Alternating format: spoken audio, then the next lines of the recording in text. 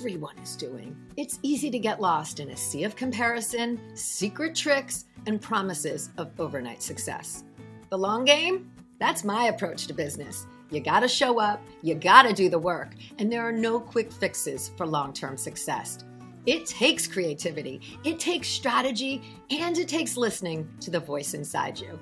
I'm a web designer, digital strategist, and energetic thinker, bringing you real-world business building experiences, conversations with creators who are out there doing it now, and ideas to spark the energy in your own business. And along the way, we're gonna have a little bit of fun as well. So thanks for being here, and let's get to today's episode.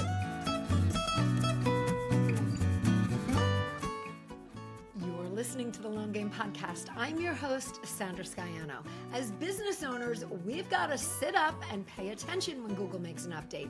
And usually we're talking in terms of SEO. But today, the update we're talking about applies to email.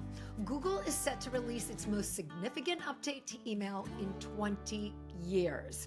So you know it's major. And Yahoo is already on board with doing the same, and the other email service providers are following suit. So to make you aware of what you need to know and to tell you what you need to do, I've got email marketing strategist, automation engineer, and email deliverability expert Cheryl Rerick here today. We talk about the massive Google and Yahoo email updates coming on February 1st, 2024. We start with email authentication, what it is and why it's important. And we talk about the 3 items that are the crux of the big update happening. So pay attention. And we go on to talk about best practices for email deliverability, email automations. You know, you got to get that welcome sequence going. And we nerd out on what data to pay attention to.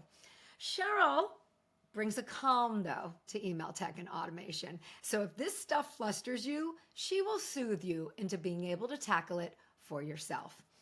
We all need a friend like this in our lives. So today, I'm happy to bring you The Long Game is Email Deliverability with Cheryl Rerick. Welcome to another episode of the Long Game Podcast. Something is coming this year, and it's Google's most significant update to email in 20 years. Yahoo is following suit, and you know the other email service providers are watching and will be doing probably the same thing very soon. So today we are talking about what you need to know to protect your email list in 2024. So to take us through it all is my guest, Cheryl Rerick, an email marketing strategist, automation engineer, and email deliverability expert who brings the magic of automation to coaches and course creators so they can live their lives away from the tyranny of tiny screens. Gosh, that sounds so good, right? And she is the creator of Automate and Chill. It's a method that is a long-term conversion system that's going to have you making more passive sales, free up hours each week, and create a life-proof business, because we all know that stuff happens. And all of this is through email. So welcome, Cheryl. I'm so excited to have you here today. I'm thrilled to be here. Well, we're going to talk today all about email. So both the immediate need that every business owner must give attention to and the long game strategy of automation. I know that email deliverability is changing in 2024. So why don't you talk us through some of what's about to happen with the largest email service providers? Yeah, so Google's leading the charge. Yahoo's following suit. Microsoft has already had a lot of these policies. And basically what's going on is that in the last few years, since about 2019, people are emailing more than ever, like way more. And the problem with that is stats show that up to 50% of those emails are spam. So we're inundated. I don't know about you in your inbox, but we're inundated, right, with tons of spam. And that's a problem that they're trying to solve looking into 2024. And so they're going to clean up our inboxes, which is a really good thing. It's actually a positive thing. But as email marketers, we need to be able to still get into the inbox, because it's really easy to accidentally look like a spammer, even though we're sending really good emails and we love our people and we want to connect with our mailing list. Sometimes we can mimic the patterns that spammers have without even realizing it. So it's important for us to learn these things so that we can take charge and make sure that we're connecting with our people this year. yeah, so there are some definite steps that we can take to mitigate some of our email deliverability issues for this change. And then, as you're talking, I'm like, oh, there are immediate things that I think of like, we have to talk a little bit about email deliverability on a whole, like the subject line and emojis and exclamation points and all those things. So, I know there's a lot going on. And here's the thing. I mean, I'm a web developer and a course developer, so I work with platforms and to get emails sent. I know I'm comfortable with DNS, right? Like I can go and do Right. that stuff, but my listeners are not. They're coaches, they're service providers, they're course creators. So a lot of people don't understand any of this. Like, how can we start to comb through what they need to do? Because this change is happening on February 1st, correct? Yes, that's when it starts. Okay. So, Yeah, it's coming quick. I mean, let's start talking about some of the things. I mean, first is most important authentication, right? Like you've got to authenticate your email. So, what does that even mean, really? Yeah, so one of the changes that they're making is that you now have to, when you show up in inboxes, you have to prove who you are. That's what authentication means. Up until now, when you show up in the inboxes, if you didn't have these authentication measures in place, you were just riding on the coattails of your ESP, your internet service providers, or sorry, not internet, email service provider. So your ConvertKit, your ActiveCampaign, Keep, MailerLite, whoever you're using to send bulk emails, you were using their reputation, right? So they come to the inbox provider and they say, hey, I've got an email to Sandra from Cheryl, and they're like, well, is it really Sandra? And they're like, yeah, we got her. She's good because she's with us, right? Right. But you can't do that anymore. You got to have your own reputation, your own sender reputation. And it's important for you to manage that to make sure it's a good one online. So authentication is how we do that. It's how we prove who we are in the inbox. And it's some security measures that actually protect your brand. So they're a good thing to do. And they've actually always been best practice. It's just now they're mandatory. And you're correct. All they are is some lines of DNS. Some Domain name code, system. But it's intimidating. I mean, one of the is. things we are going to link to for everyone listening, Cheryl has a DIY course that walks you through this. So we're definitely going to have that in the show notes for everybody to be able to take action on. Yes, if you're panicking, just please don't. It's not as scary as it sounds. I got you.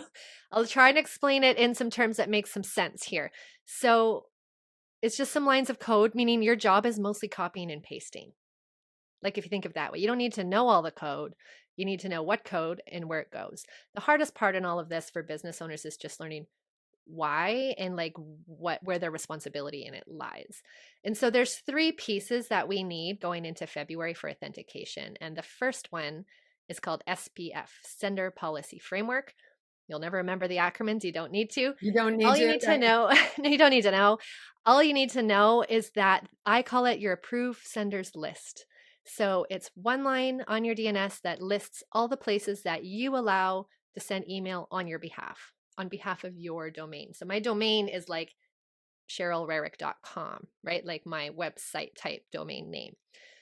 And I send email from Cheryl at CherylRerick.com is the domain piece of it. So if you send email from apps that use that, then you need to include them in this list, this one piece of code. So for me, that would be my email service provider. I use Keep. My inbox, I use Google Workspace. Yep. I use Amazon SES for some transactional mails in my course platform. I also might use like a video tool like Bonjoro. You might use Stripe or Shopify. If you have it branded, you can choose to brand it or not. So it's different for everyone what needs to be in that list, but you need to think about all the apps you use that send email on behalf of your domain, and you're going to give them the rubber stamp. Say, yep, these guys are approved to send email from my brand. And that's what SPF means, essentially. And this is a really good time for everyone listening too, to maybe level up to using your own custom domain for these services so that you are recognized more. I know some people are hesitant to do that and might still use a Stripe sending domain or a ConvertKit sending domain rather than their own custom domain. So now is really a good time to also connect and go that extra step for Mm-hmm. your deliverability, of course, but also your identification and people, that branding piece. Absolutely. And so the second piece that we need to do is called DKIM, DKIM, which is Domain Keys Identified Mail. Again, you don't need to know that. I love explaining this piece like in the old days, a rubber, like not rubber, wax seal Oh on an yeah. envelope. Like think about like an episode of Outlander, like that nice And they're just wax seal, and it's got your unique emblem on it. And when that mail gets to its destination, people will know if it's been tampered with or not, right? If the seal is broken. So DKIM is like that for your smart. emails. It protects them on the way to the destination. Because spammers love to hijack mail to send. Like it's really easy to do if you don't have this set up, and they can just hijack. And so people will get mail, they think it's from you, but it's spam. And then what are they going to do? They're going to mark your brand as spam, and then that's terrible for your reputation. So this protects us essentially. So you want to think of DKIM like a rubber stamp on your mail, and you need to do that for each and every app. So the other one we were talking about, the approved senders list, you just have one DNS entry with a list of all the places. But DKIM, you have to have one for every app, sometimes multiple. Some apps have I think Stripe has 6 DKIM records to add to your DNS, but it's just copy and paste, copy and paste, copy and paste. It's not difficult. You just need to know you need to have that for each app that you're using to send email from. So you need to wax seal your envelopes and make sure that they're safe. And then number 3, let's just knock them all out of the park here, Sandra. Yeah. Number 3. I'm with you. You're with me? Yeah. You're following? Okay, so the third one, I always have to read it. It's DMARC. It stands for Domain-Based Message Authentication Reporting and Conformance. And no, you don't need to, absolutely no one knows that. You don't need to know either. You need to know that DMARC is your contingency plan. It is a policy you put in place for what you want to happen with your emails if any of the other 2 fail. That's all. Oh, okay. Plan B. So it's one DNS line for your whole domain. It covers your domain, all your subdomains, all your things, just one. And there's a bunch of code in that. You have a bunch of choices to make about how you want this policy to be. And there's 3 main options. And everyone listening, if you're new to this, you should choose the one that says none. P equals none. Because that means if the other 2 fail, do nothing, but note it, mark it down, report on it, but don't do anything. Because until we're 100%, 1000% sure we have the other 2 fully correct, if you have a quarantine or a reject policy on your contingency plan, you're going to be putting your own mail in the blocked section, or spam, or just block completely, not even spam, right? So you could be blocking your own self until we get it right. So we're going to just choose a real easy policy for now. But the best thing is to set up reporting so that you know, and you can monitor these things and see, you get a weekly report and you'll know, okay, we're good. Everything's fine. So that's your contingency plan. And those 3 pieces are what we call authentication. And that's what's required going into February. Okay, cool. I mean, you do bring a sense of calm to it. So for anybody who is thinking it's over the top for them, you've really broken it down and made it easy. So let me ask you though, some people have bigger lists and have been can we talk about if you're an existing, I've been sending a weekly email, will changing these things affect people who are consistent and sending an email, or does list size have anything to do with this? How can we navigate those? Excellent question. Thank you for bringing that up. It does affect it, because if you haven't had this in place before, you can have a list of 50,000 people, excellent sending practices, and a clean list hygiene, and doing everything you think you're doing right. You're following all the rules. But if you haven't had this done before, you've been borrowing a reputation. So Google, and they don't know you. So as soon as you turn them on, especially that wax seal one, the DKIM, they're looking at your reputation now. So you're showing up with 50,000 emails out of nowhere. They're going to be like, whoa, Sandra. What are you doing here? Is this cool? Yeah. So they're going to be a little bit more suspicious. Right. They're going to, because you don't have a reputation with them. So if you have a smaller list, like 5,000 and under, even maybe even 10,000 under, if you're smaller in the eyes of Google, that's not small for entrepreneurs working hard for every subscriber. I just want to qualify that. Like if you have a 200 people on your list, that's good for you. They're hard. It's hard to do. So I'm not calling your list small, but small in the eyes of Google. They let that slide a little more. Like, oh, she's showing up with 500 emails. This is probably fine. You don't really need to worry about what we call domain warming.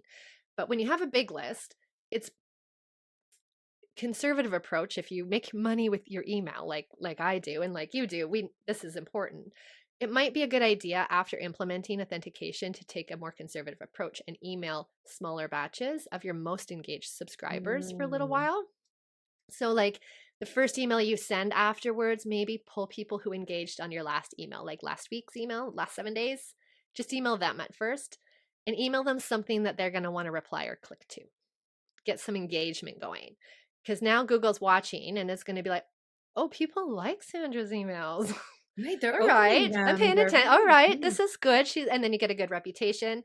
Next email, widen the net. Maybe send to people who engaged with the last within the last 14 days, and then like you're building it up over numerous emails over a few weeks. So the larger your list, the more slow you might want to be in batching that.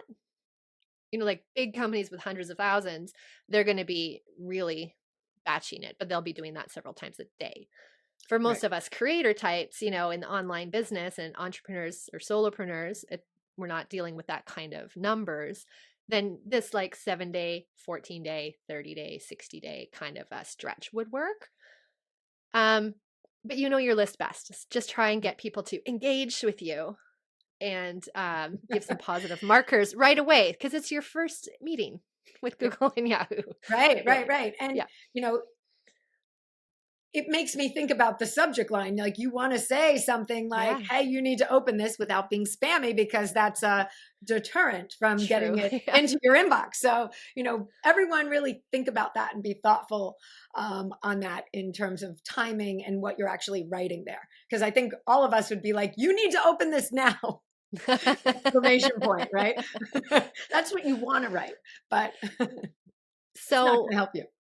If you sell B2B, like business to business, in the same space that we're in, use this as an opportunity to educate them to do this as well, and say, I just authenticated. I need you to help me out. Like just call it out, because everyone's talking about it. And if they're not talking about it, they should be. So start the conversation to help everyone with their email lists. But like a lot of B2B businesses, you can just call it out and say, I really need you to hit reply and let me know you've got this. Yeah, it's awesome. That's an awesome approach, because it is like straight up. We're all in the same boat. I just authenticated. I need you to open this. Yeah, right.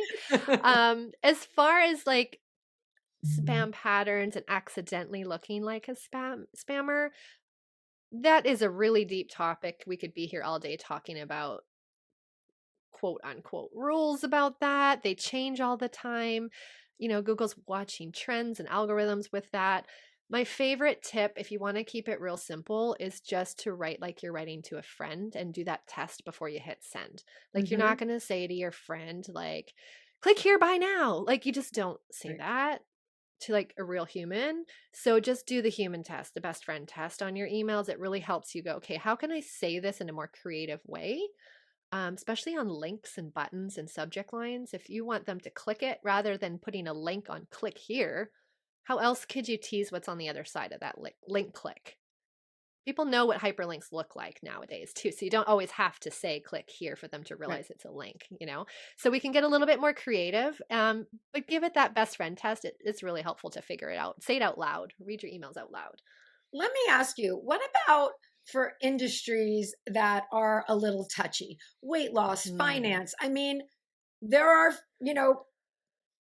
financial coaches, and one of my clients is a weight loss coach, and we often have to put weight loss in the subject line because it makes sense and it's what she talks about. And we actually do it in a thoughtful way within a sentence. It's not, like you said with the friend, but that's something for people to think about if they're in a area like that. are they going to, is there more attention going to be on those subject lines now? There always has been. They watch trends a lot because anything that spammers use automatically gets flagged as something to watch. So spammers love a weight loss email Oh subject yeah, line, definitely. right? And I mean, the people we know sending emails about that are really good people trying to help people. They're not spammers, but they're talking about something that spammers love to like ride on. And same with finance and anything to do yeah, health industry, like so Hmm. much of that, right? And it's a tricky one. You want to be as creative as you can in the email. And for that, I really love linking to a blog or a page with the rest of the content So so that you shorter can, email link to a page. ideally your own page so that Yes, you get the of course. traffic as well. Yeah. Um, so you got to be a little strategic. I do think everything in moderation though, like if you cannot say that in every subject line, sometimes Right. you have to say it. And if you can put context, like you said, in a sentence, Yeah. don't use all caps, don't use too many exclamation marks around those things. You're going to try and make it when you're using those words, you don't want to include too many links in your email either. Like just Uh-huh. you can multiple links to the same place is fine, but you're not going to want to link 10 different articles. So if you want to do a roundup email, it's better to put it on a page and link to the page. Does that make sense? So you want Yeah, to be a little bit definitely. more prudent with how you're approaching it, just knowing that those words are watched closer. And you have to be careful because a lot of ESPs, like the email service providers, in their terms of service don't even allow certain industries.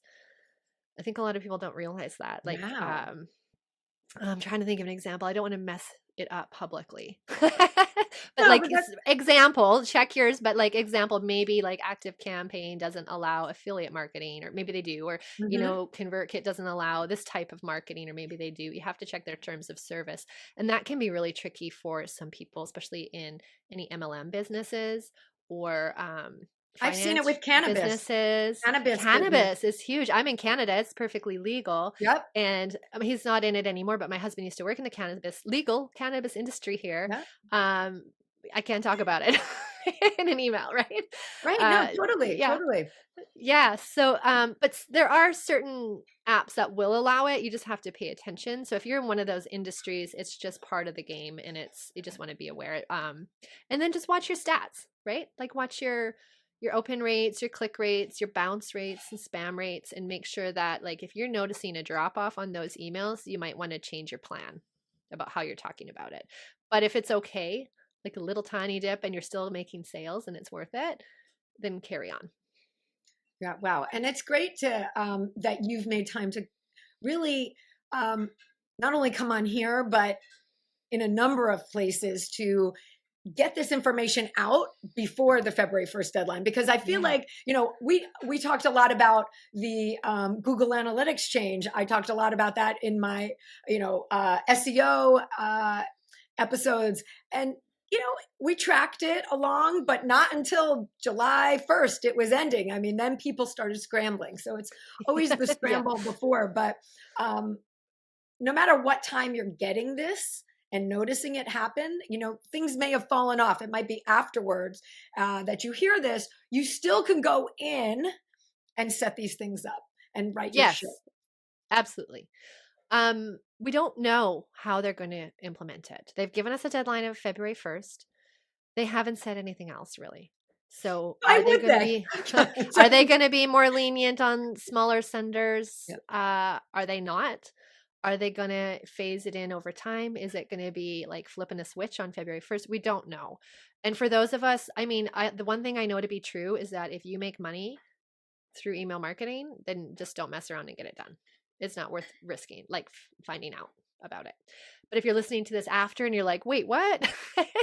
It's okay. You can still do it. It's not a problem. It's, you may have noticed a drop off, or you may not have. We don't really know what's going to happen. But if you have, that's the explanation right there, and we can get it fixed. And I just want to say, in your Deliverability Unboxed workshop series, this is the product where Cheryl will walk you through how to do the authentication.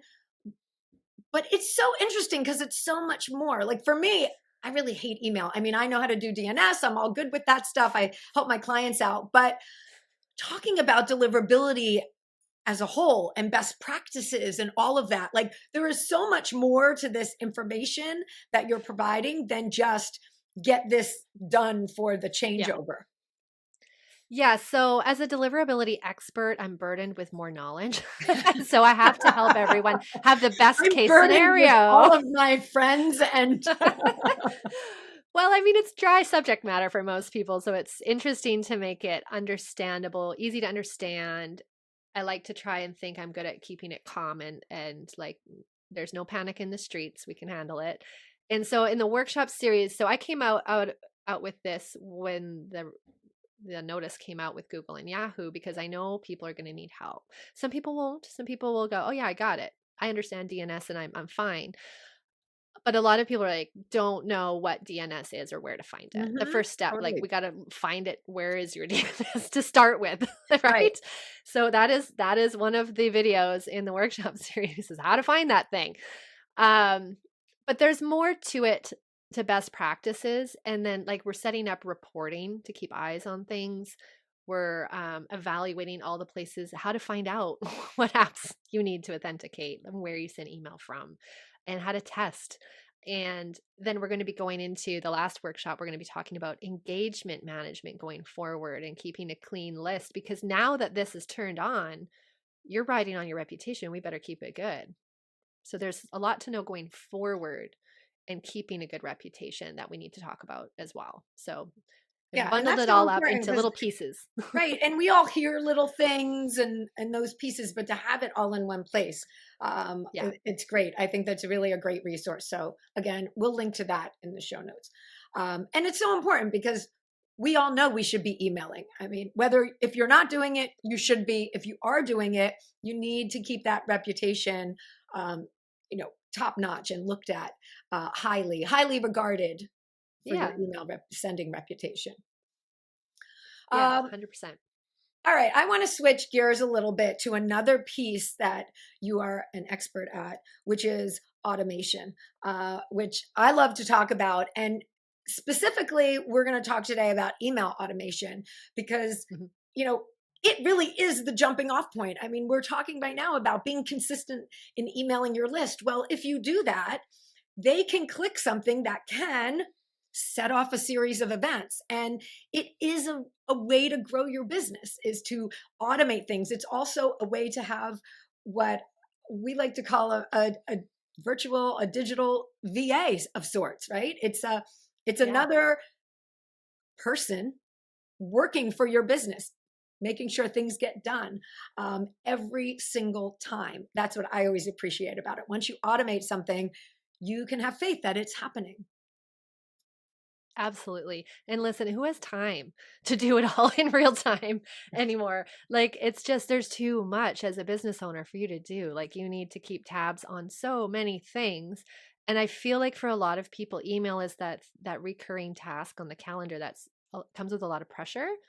It's like I know I'm supposed to email every week. I didn't get to the email. Now it's 4 o'clock, and I gotta like make dinner for the kids, and I didn't write an email for tomorrow morning. So you just like write something or grab a template or just to get something out the door because you know consistency is important, and it is.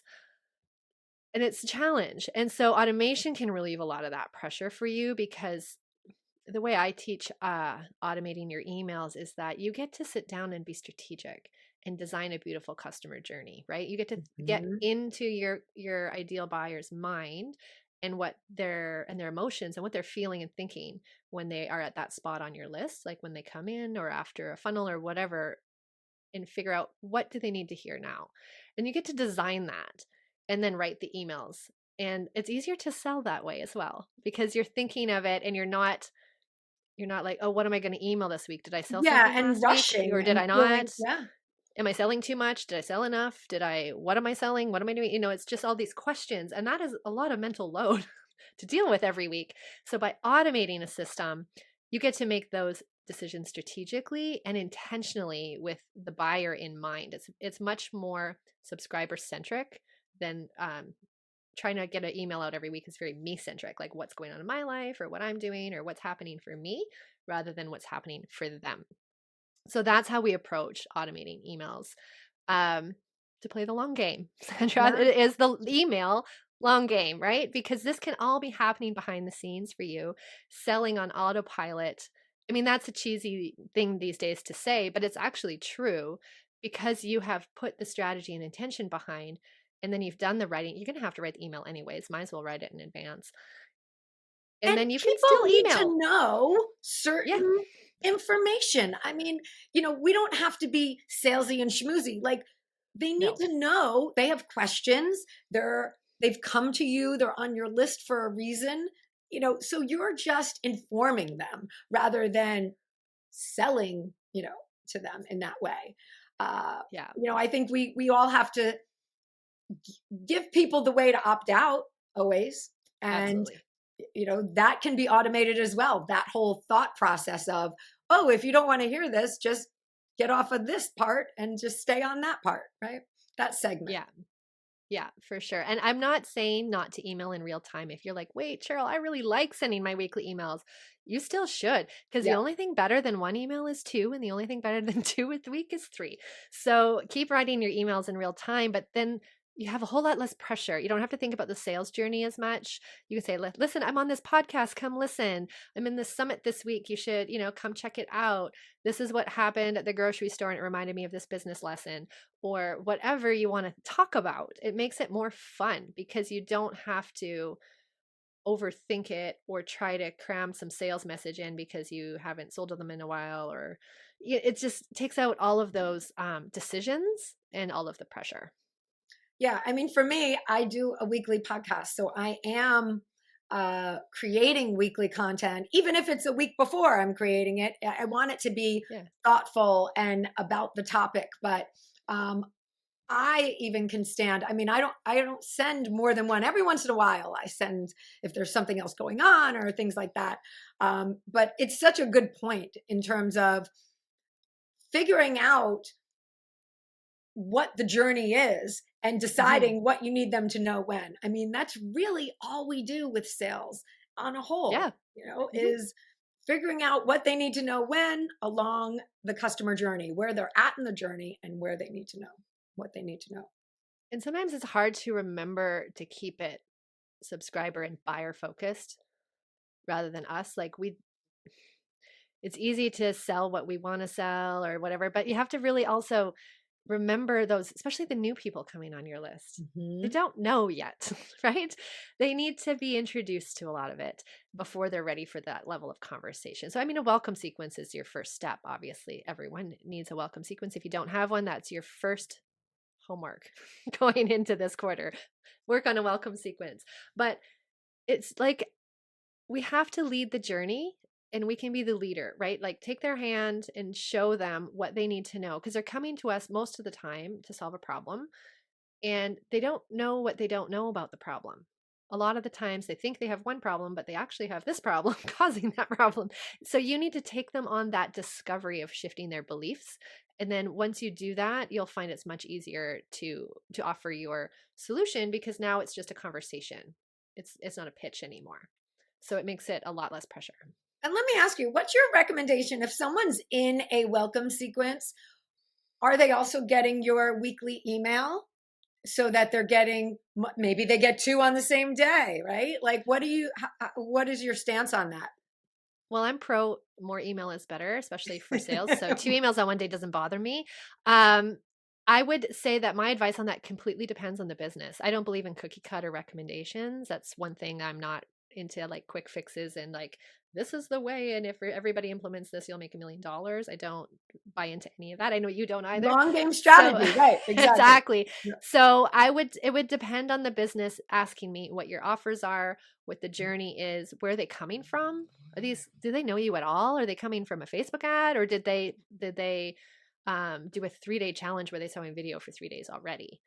Different answer. I would say normally I would say no. I would say welcome sequence could have daily emails, and then they would be on your email list afterwards for most people. The exception might be podcasts, though, because they might want to listen, and they could be if you're attracting podcast listeners, they want to listen to your podcast. Let them, So that might be an exception if you're a content creator in that way. But for most people, I would say in the welcome sequence, don't bombard them with other stuff because they don't have the reference for it yet or the frame of mind for it yet. They have to be introduced to you. And I like a welcome sequence to be daily anyways, because you're building name recognition in the inbox. So Mhm. whether they open every single one for the first week, they're seeing your name and now they are remembering who you are. If they opt into your list and you email them like their lead magnet or whatever they grabbed from you, and then you don't email them till a week later, they already forgot because they're new to you. They don't know you. So daily for the first, I do at least a week, but some people do even 3 or 4 days is fine because name recognition. Reason number 2 is deliverability. You knew I was going to tie it into that, right? Yeah, I was going to say. The more opportunities you can give people to open and click your emails in the first month, the better. The first 30 days is critical for that, for engagement. And if you only email them once a week, they only have 4 chances to engage with you. And if you email them every day for a week, they have 7, plus you can keep emailing them the rest of the month. So frequency is important at the very beginning for sure. Wow. And it's just fascinating because it makes so much sense, but it's things that we talk ourselves out of or hear about things and, think, oh, I don't want to give them 2 on one day because of X, Y, and Z, when really it's okay if that's how it works for your business. Yeah. That's how I really approach things is everything is so business specific. It's got to be how you need it for your business. And so if it makes sense, then yes. And it's also how you feel as the person sending out the content. Some people know their audience. My audience does not want 10 emails in the, one each day. And so I always respect that when we're creating. I say, what's your limit? What's your level? I do a few, like in a welcome sequence, I'll say like, here's 4, 1, 2, 3, 4. So they get it. And then let's space them out a little bit if you don't want to keep doing every day or that type of thing. Because people know their audience best as well. Yeah, they do. And everyone, it is testing, right? You can't have blanket strategies because the truth is everything works and nothing works. Yeah. But also you have to remember to build a business that you want to have too. I find a lot of people are like, well, the trend right now is to do a sales call funnel. I'm like, but your value is time freedom. Like, why do you want to do sales calls? Maybe that's not a good, yeah, it works. Sure. But do you want to do that? Is that the result? If it's successful, is that going to make you happy with your day-to-day life? Maybe not, right? So I think every strategy needs to be evaluated with the business owner and the buyer, like their ideal buyer in mind. So there is no real blanket strategy. The other thing I see with email, though, that's funny when you're talking about emailing daily, people's feelings around that, people bring in their own experience with email to their decisions as a marketer about how they're going to email their list. So like, I don't read emails, or I don't like 2 emails a day, or I don't like that. It doesn't mean statistically, like data wise, that's true. Right. So sometimes we have to remove ourselves from our own feelings about email or our own past experiences, because that's not the truth for everybody. And you really have to be led by data for real, actual, actionable insight. Definitely. And I think also the type of business that you are. I mean, we've all been subjected to, hey, I want the 15% off. So I put it in on some product website, and then they email you, they inundate you with emails. But that's a product website, not necessarily a coaching website where you're having, it's a different relationship. They're trying to just stay top of mind with their product before your need for that product goes away, right? And sometimes I think we translate that to our own businesses when, it's a coaching relationship. It's very different than a product specific type of business that's going to email you. Yeah. And if they don't want your emails, like if they're not vibing with you, then that's good. Like unsubscribe button is your friend. Yeah. We tend to get real emotional about that as well because we work so hard to grow our list. Like it's understandable. However, I'm going to bring that back to deliverability again. It is so much better for us, for our people to unsubscribe if they're not feeling it, than to stick around and not open your emails. Unengaged subscribers on your list will drag you down, where if they unsubscribe, they can come back. You can bless them on their way. It's okay. Like let them go.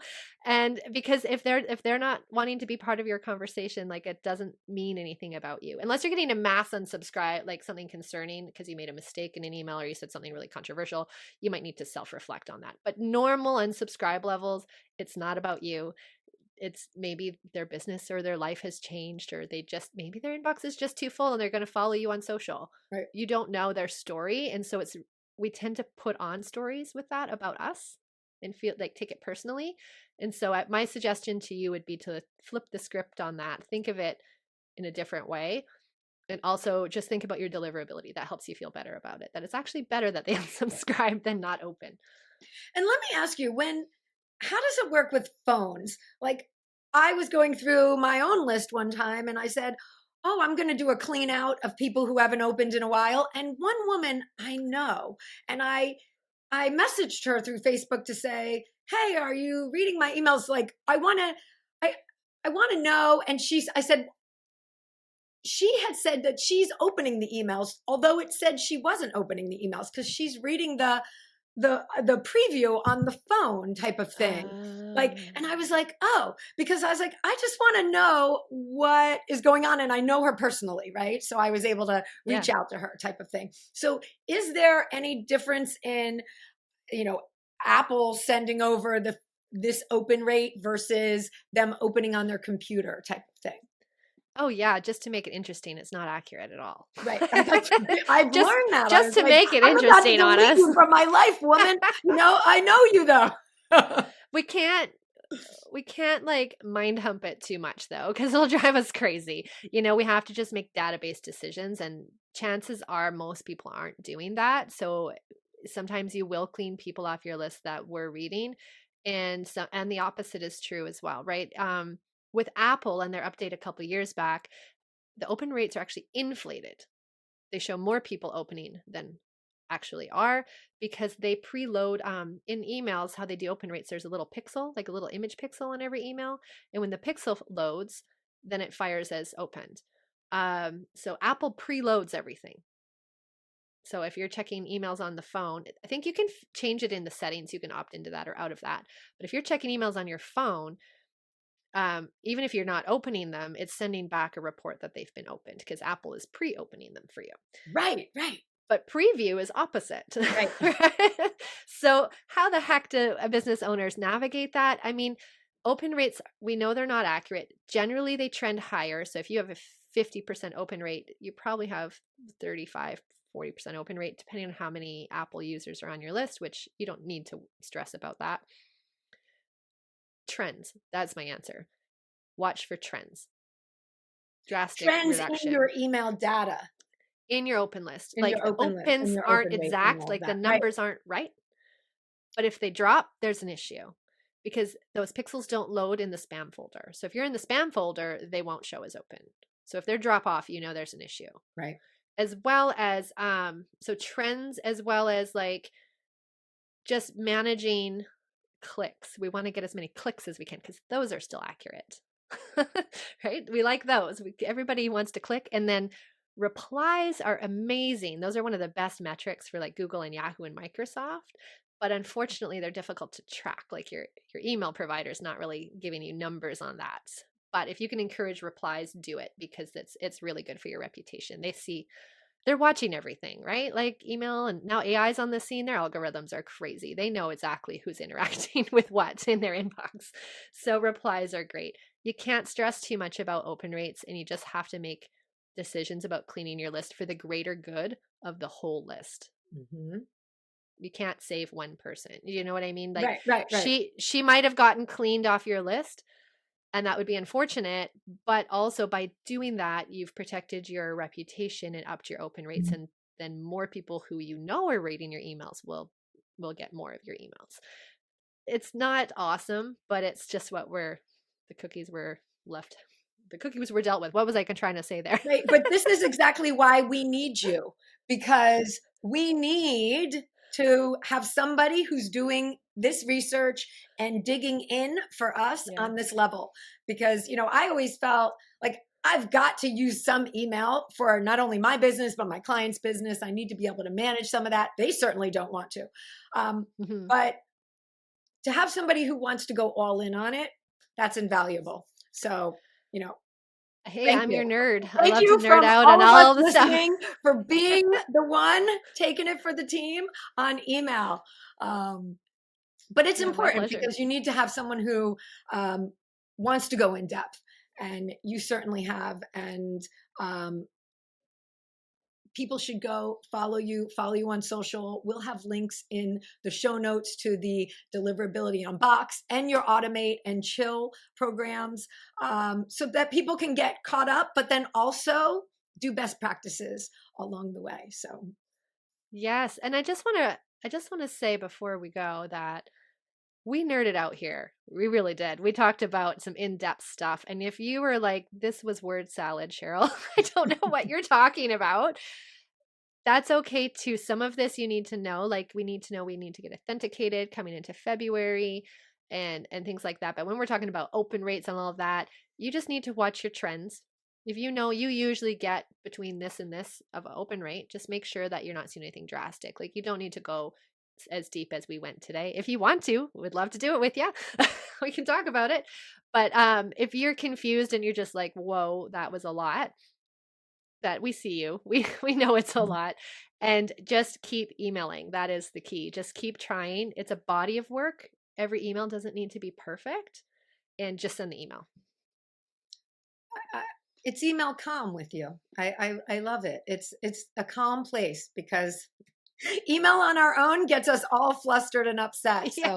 So it's email calm here.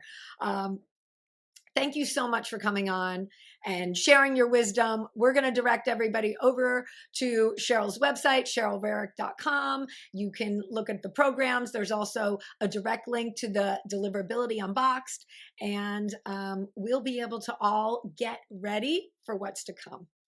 So thanks so much for being here, Cheryl. Thank you. This was fun. All right, everyone, have a great week. Thanks for joining me today. You can access more information, links mentioned in this episode, and the show notes at thelonggamepodcast.net. If today's show connected with you in some way, please share it with your friends or hop on and leave a review. Both of these make a really big difference. All right, until next time, keep playing the long game.